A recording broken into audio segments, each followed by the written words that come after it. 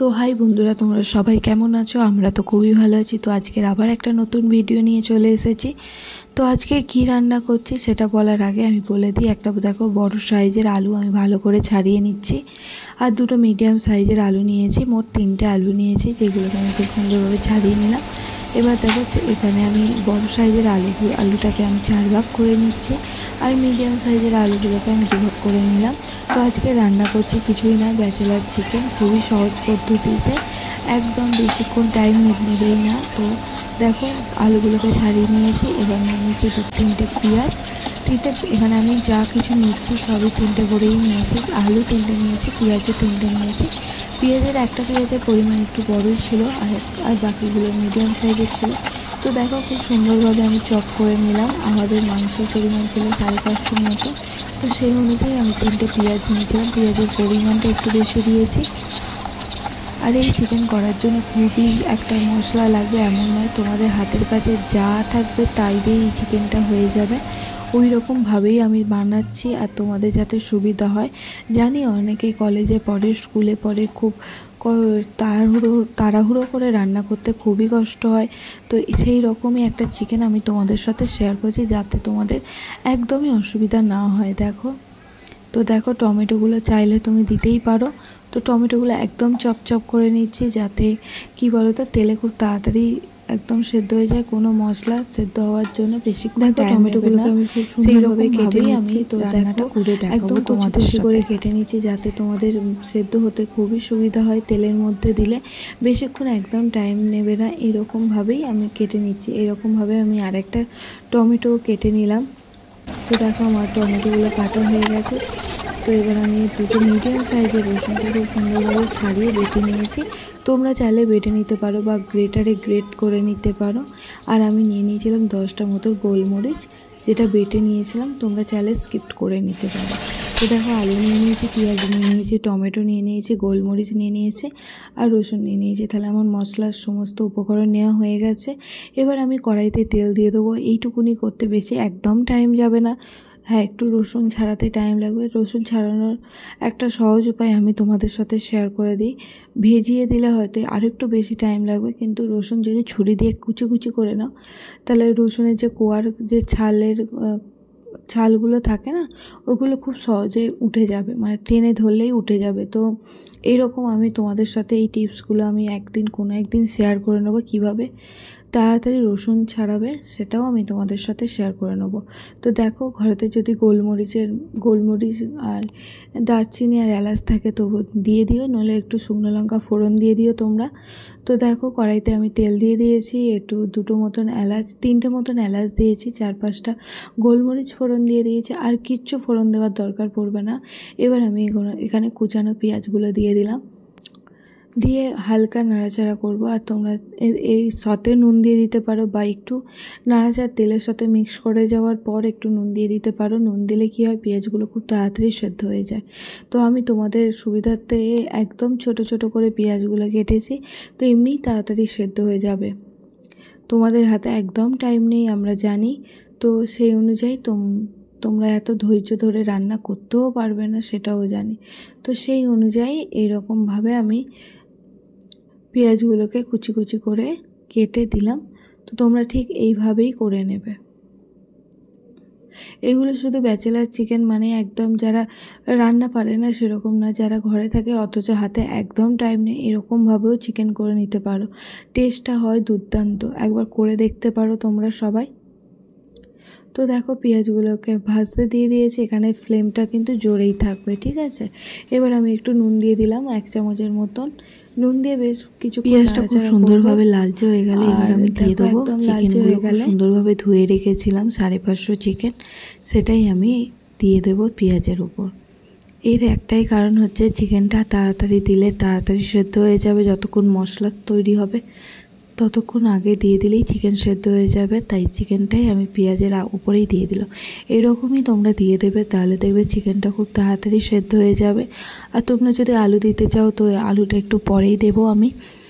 আর যদি তোমরা আলু না দিতে চাও তাহলে তো তোমাদের কোনো ব্যাপারই নয়, চিকেনের এখনই থেকে যদি চিকেনটা দাও, চিকেনটা খুব তাড়াতাড়ি সেদ্ধ হয়ে যাবে, একদমই টাইম নেবে না। মশলা হতে হতেও চিকেনটাও হয়ে যাবে। তো এইভাবে আমি চিকেনগুলো সব দিয়ে দিলাম, দিয়ে এবার খুব সুন্দরভাবে চিকেনটাকে নাড়াচাড়া করব, একদম পেঁয়াজের সাথে মিক্স করে নেব আর খুব সুন্দর করে ভাজা ভাজা করে নেব।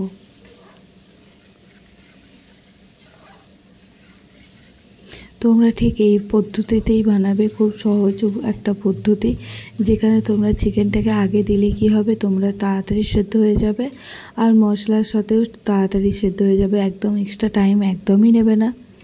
আর যদি মশলা আগে দাও তারপরে মশলা কষিয়ে চিকেন দাও, তাহলে তো চিকেন সেদ্ধ হতে একটু টাইম লাগবে, তাই না?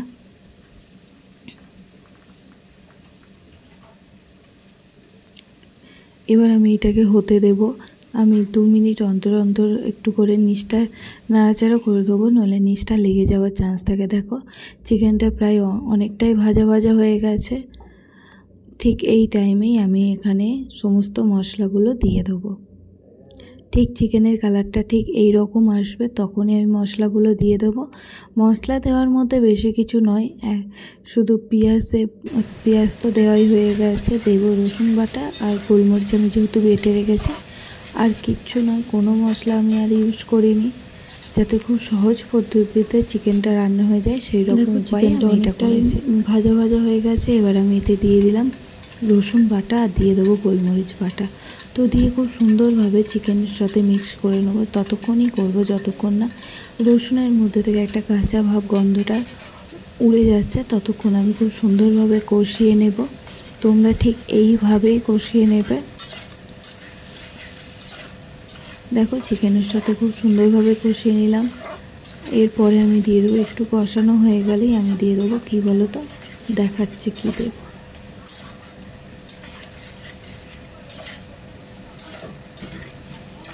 দেখো আমার কষানো প্রায় হয়ে এসেছে, এবার আমি দিয়ে দেবো কুচানো টমেটো কুচি।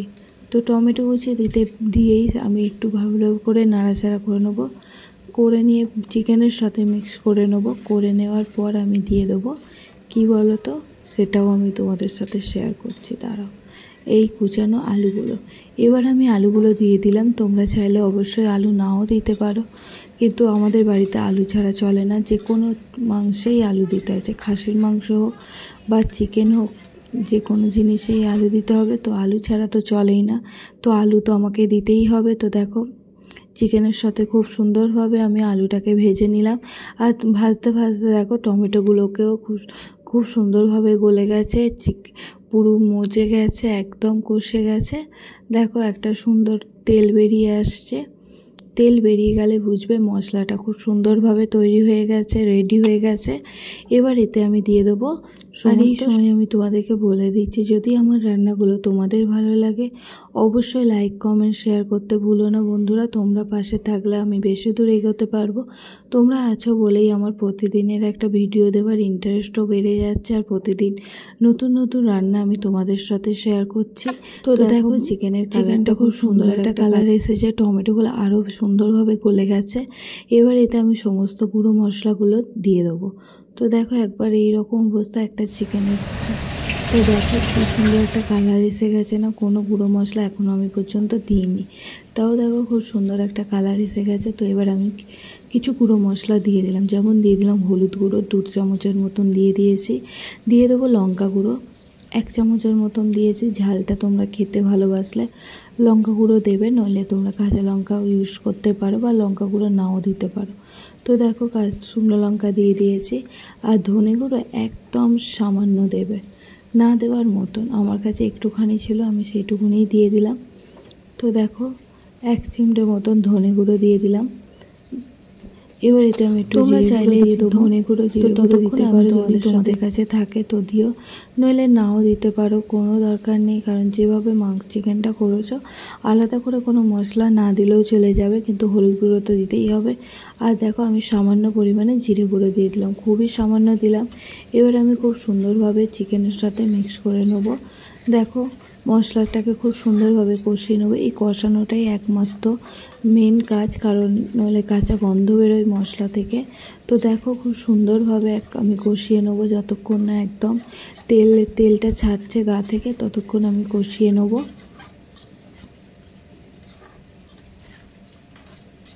আমি আরও সুন্দর সুন্দর রান্না তোমাদের সাথে শেয়ার করব, উপহার দেব। তো তোমরা একটু কমেন্ট করে জানিও তোমরা কী কী ধরনের রান্না দেখতে চাও, সেই রকমই রান্না আমি তোমাদের সাথে শেয়ার করব।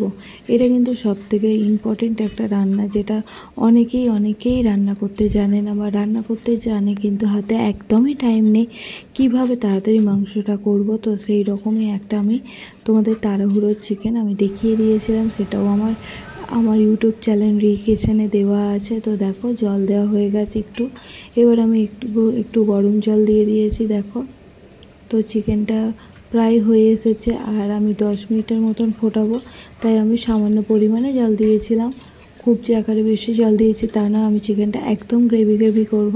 তো আমার অনেক রান্নাই কিচেনে দেওয়া আছে, তোমরা চাইলে দেখে আসতে পারো। খুব সুন্দর সুন্দর রান্না তোমরা খুব অল্প সময়ে শিখে নিতে পারবে। তো দেখো আমার চিকেনটা সেদ্ধ হতে বসিয়ে দিয়েছি, খুব সুন্দরভাবে সেদ্ধও হয়ে যাচ্ছে। আর যেহেতু এতক্ষণ ধরে কষিয়ে নিয়েছি, তো সেদ্ধ তো বেশিক্ষণ করার দরকার নেই। দেখো চিকেনটা রান্না হয়ে গেছে, এবার আমি বেড়ে নেবো ভাত বেড়ে নিলাম, তার সাথে আমি চিকেনও বেড়ে নেবো। আর এই রকম সুন্দর সুন্দর রান্না দেখতে হলে অবশ্যই কিচেনটাকে সাবস্ক্রাইব করে নিতে হবে। তো তোমরা কিচেনটাকে একটু সাবস্ক্রাইব করে নিও, খুব সুন্দর সুন্দর রান্না আমি প্রতিদিনই উপহার দিই। ভালো লাগলে অবশ্যই লাইক কমেন্ট শেয়ার করতে ভুলো না বন্ধুরা। আর তোমরা কিন্তু এই রান্নাটা একবার ঘরে ট্রাই করে দেখতে পারো, খুব সুন্দর একটা রান্না, খুবই অল্প সময়ে নেবে। তো আমার রান্না হয়ে গেছে, তো ভালো লাগলে অবশ্যই লাইক করো। ধন্যবাদ।